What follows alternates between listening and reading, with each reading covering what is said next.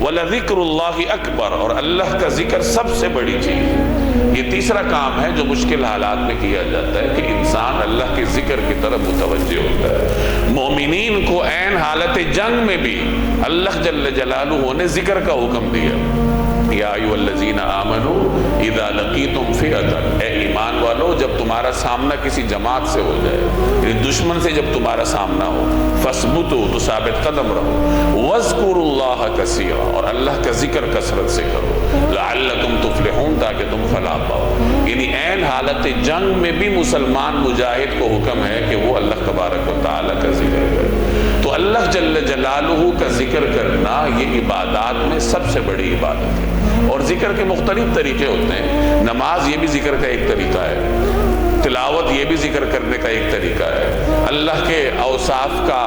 ورد کرنا جیسے سبحان اللہ، الحمدللہ، اللہ اکبر، لا الہ الا اللہ، یہ بھی ذکر کرنے کا ایک طریقہ ہے۔ تو ذکر کرنا یہ ایک مومن کا بنیادی وصف ہے، اور ذکر ایسی عبادت ہے کہ اللہ تبارک و تعالیٰ نے اس کے لیے کوئی وقت نہیں رکھا،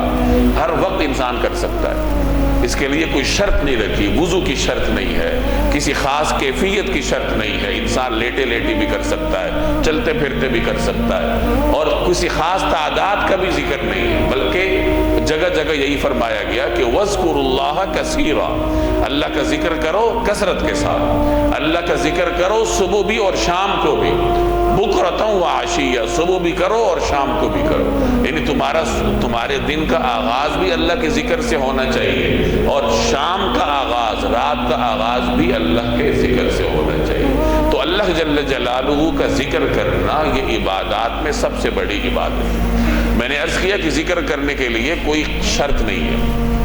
نہ بیٹھنے کی، نہ کھڑے ہونے کی، نہ لیٹنے کی، نہ پاکی کی، انسان کسی بھی حالت میں ہو ذکر کر سکتا ہے، لیکن آدمی کو یہ معمول بنانا چاہیے کہ اپنے دن رات کے کچھ اوقات کو خاص کرے اور ایک گوشہ تنہائی میں بیٹھے اور اللہ کی طرف متوجہ ہو کر بھرپور توجہ کے ساتھ اللہ کا ذکر کرے، اپنے دل پر توجہ رکھے کہ میرے دل سے میل ہٹ رہا ہے، کیونکہ جب انسان اللہ تعالیٰ کے اسم گرامی کی ضربیں اپنے دل پہ لگاتا ہے تو اس کے دل پر گناہوں کا جو ایک غلاف چڑھا ہوا ہے وہ غلاف اترتا جاتا ہے۔ دلوں کی زندگی، دلوں کی صفائی اللہ کا ذکر ہے۔ تو جب انسان اپنے دن یا رات کے تھوڑے سے لمحات، 5 منٹ 10 منٹ جتنی اللہ نے توفیق دی ہو، اس کو مختص کر کے مسجد کے یا گھر کے ایک گوشہ تنہائی میں بیٹھے اور اللہ جل جلالہ کا ذکر کرے، لا الہ الا اللہ کا ورد کرے، اللہ تعالیٰ کے جو دیگر اسماء ہیں، اوصاف ہیں، صفات عالیہ ہیں، ان کا ورد کرے، تو اس قسم کا جو ذکر ہے وہ انسان کو روحانی توانائی فراہم کرتا ہے۔ تو دونوں کام کرنے چاہیے، چلتے پھرتے بھی ذکر کرنا چاہیے، لیٹے لیٹے بھی ذکر کرنا چاہیے، اور ساتھ اپنا ایک معمول بنانا چاہیے کہ صبح ہو یا شام کو ہو، تھوڑے سے جو لمحات ہیں وہ ایسے خاص کیے جائے کہ آپ بھرپور یکسوئی کے ساتھ بیٹھ کر اللہ تبارک و تعالیٰ کا ذکر کریں، پھر ذکر کے ثمرات انسان کو نصیب ہوتے ہیں۔